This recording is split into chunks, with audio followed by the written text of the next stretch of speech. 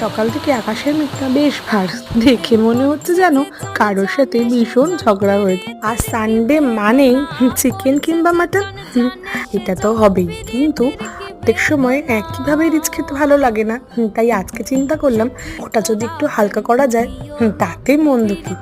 আর কথায় আছে পথ কখনো হারিয়ে যায় না, হারিয়ে যায় শুধু সাথে চলা মানুষগুলো। কেন বললাম? এই করোনা সিচুয়েশনে আমরা কত মানুষকেই না হারিয়ে ফেলেছি, তাই না? কাছের মানুষকে বিদায় জানিয়েছি, কত কষ্ট।